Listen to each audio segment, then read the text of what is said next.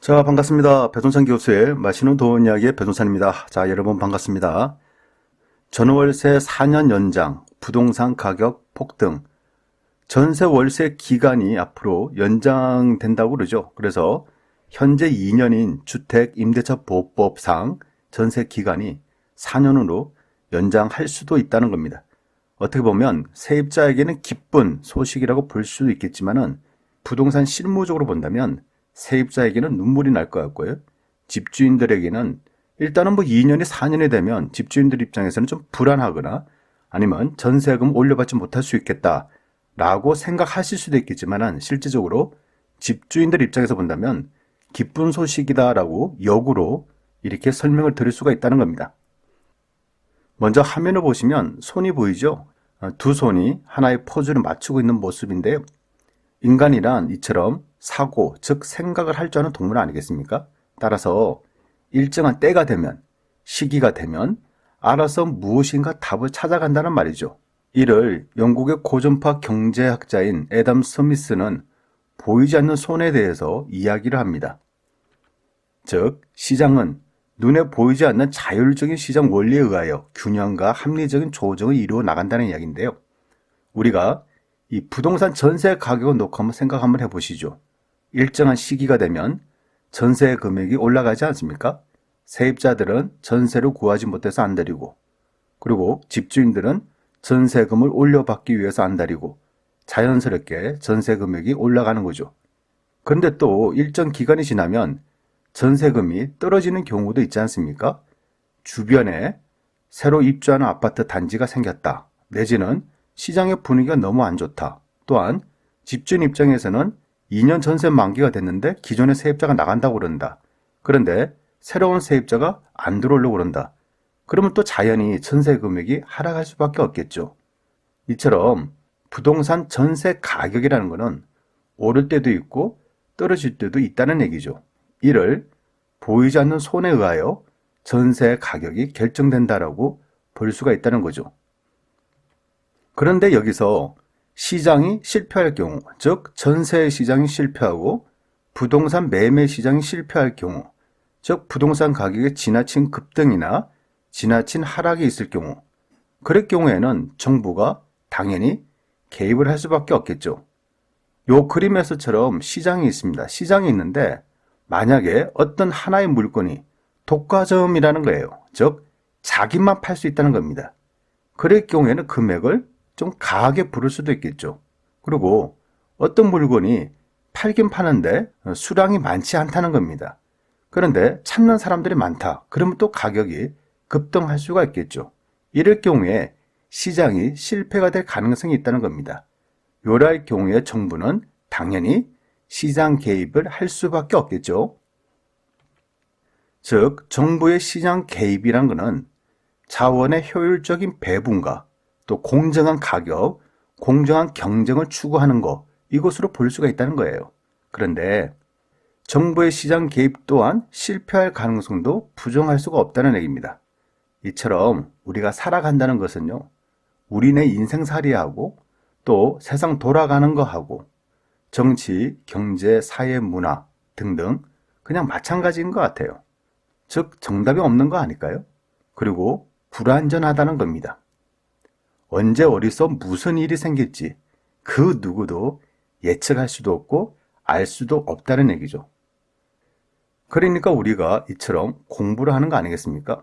미래에 대한 불확실성, 또 현재 내가 알고 있는 지식과 지혜가 좀 부족할 경우 미래를 예측하기 위해서 또한 현재를 잘 살아가기 위해서 우리가 이처럼 공부를 한다라고 이렇게 생각하실 수가 있다는 얘기죠.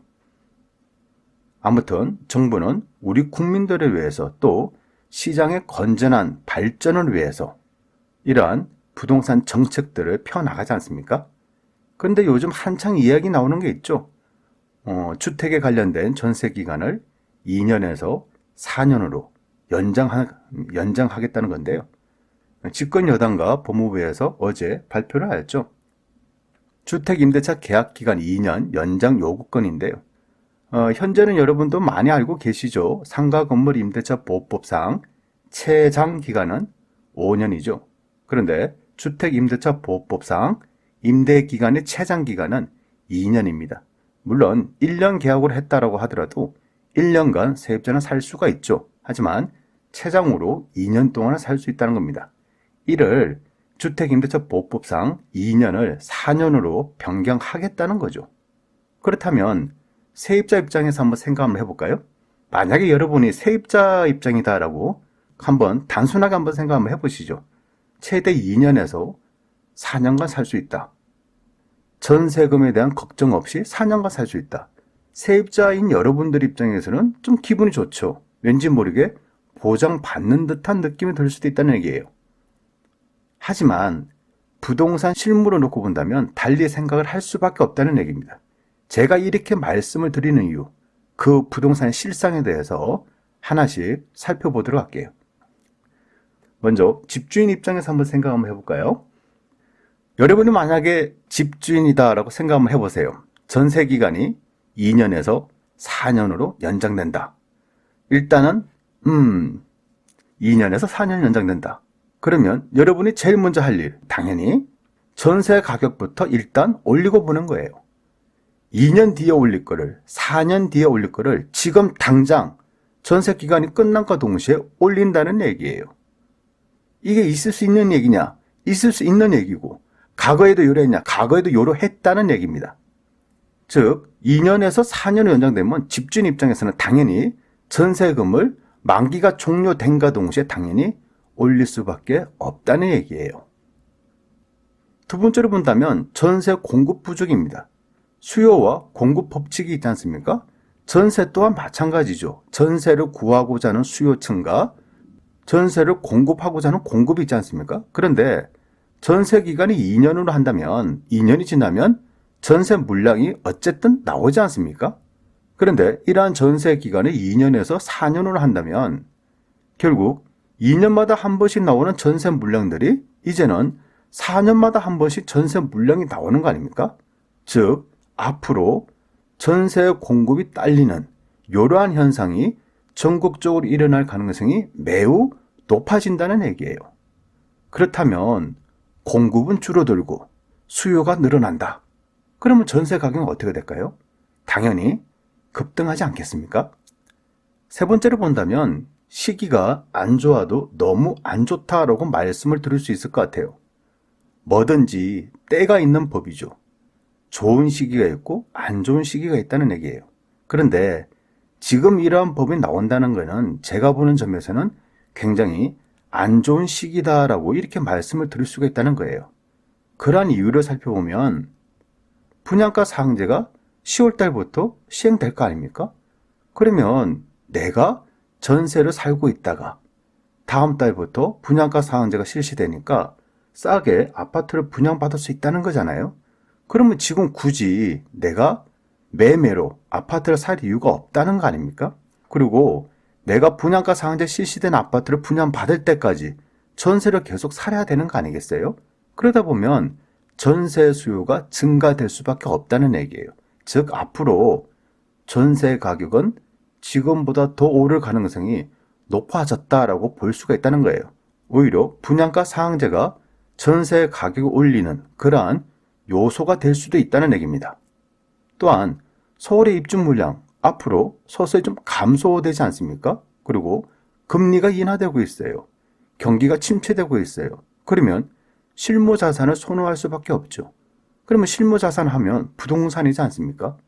이러다 보면 어차하는 순간 부동산 투자 붐이 다시 일어날 수도 있다는 얘기고, 그러다 보면 정부가 또 자체 잘못 정책을 피다 보면 부동산이 빵 하고 터지는 순간, 그러한 순간에 올 가능성이 높아 보인다는 얘기예요.